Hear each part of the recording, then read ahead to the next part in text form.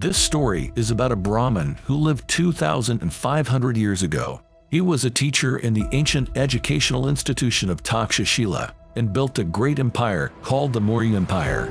We are telling the story of Chanakya, who was the teacher, philosopher, royal advisor, and prime minister of the great Chandragupta Maurya. Chanakya used his wit and wisdom to defeat and destroy all the enemies who attacked him in secret, hidden and direct.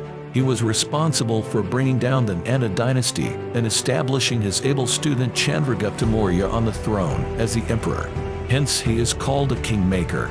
He is also credited with masterminding the defeat of Alexander in India when he was on his march to conquer the world.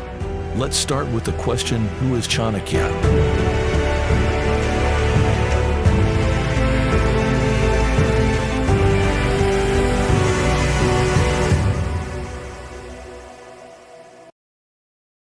Chanakya was born in Magadha between 300 and 283 BC. He is also known as Kautilya and Vishnugupta. After the death of his father, Chanakya comes to Takshashila for education.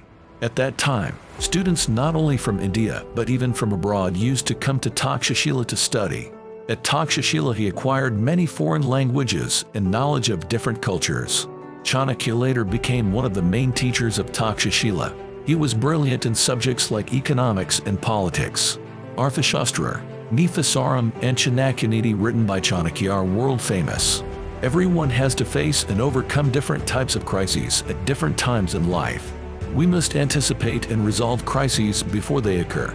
Going through his life, we can understand how Chanakya faced problems and how he overcomes them intelligently and strategically. Many world-renowned motivators and mentors still teach the strategies of Chanakya's works. There are no historical records available that give any clear indication of Chanakya.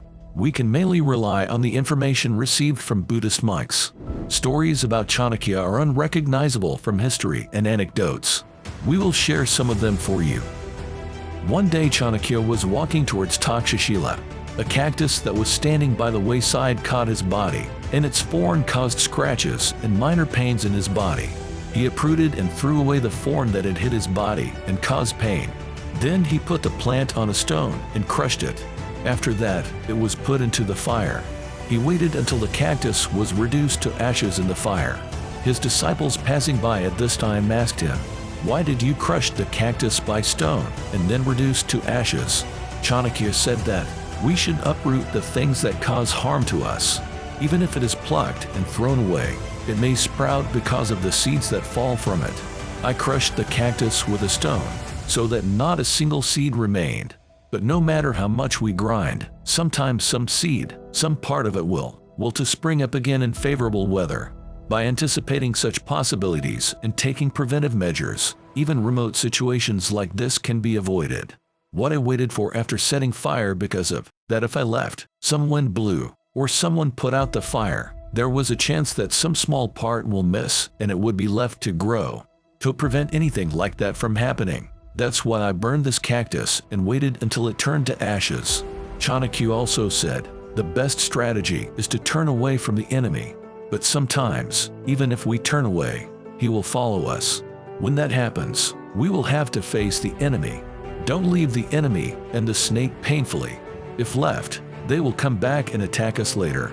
Such situations should be avoided. If we're determined to face the enemy and the serpent, we must destroy them completely.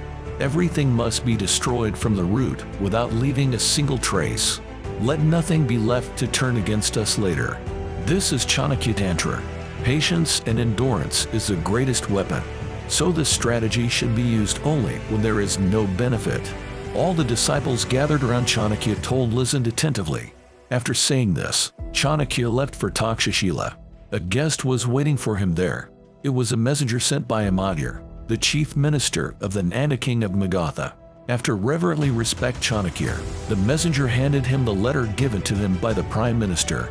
Magadha is now facing some crisis, and the country now requires the services of great intellectuals like Chanakya and people who know the national strategy. Therefore, Chanakya is requested to immediately take up the position of chief advisor to the king in the presence of the king. This was the message of the letter. After reading the letter, Chanakya thought in many ways, then wrote a reply letter. Chanakya sent the messenger away with a message saying, "There is some urgent work to be done at Takshashila. After that he will come." Then, Chanakya started teaching the students as usual. He told his disciples, "The kingdom requires my service. It is the duty of every citizen to serve the king and country. So I will go to Magadha without delay. Before I go, an important lesson is for you." Ravana abducted Sita because she was very beautiful. Despite his great abilities, Ravana also perished due to excessive pride. Due to excessive charity, Mahabali lost his royal title and was cast down to the underworld. So don't do anything beyond the limit. If it goes beyond the limit, it will be destroyed. Either way, nothing should be too much. Chanakya told that you should understand these things. Beauty is a very good thing. Everyone likes beautiful people, but excess beauty sometimes invites danger. This is the case with all things in the old age and in the new age. Sita was abducted by Ravana because of her extreme beauty, and it made Sita suffer a lot of grief. Ravana did penance and got many boons. Ravana was a good ruler for the subjects of Sri Lanka, but with the power of the boons he had received, Ravana, with his arrogance that no one could defeat him, insulted and kidnapped Sita and had to fight with Lord Rama. But we can understand through the story of Ravana that no matter how many blessings we get, no matter how much power we have, no matter how much support we have, pride only leads to destruction. Everyone will give charity, and no one should have any doubt that charity is glorious. But if, like Mahabali, he gives without even considering his own existence, anyone will be ruined.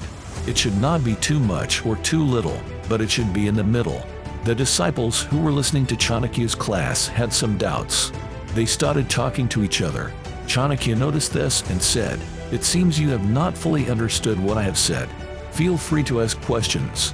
You yourself taught that charity is the mother of all good things. Aren't you the one who taught that charity averts danger?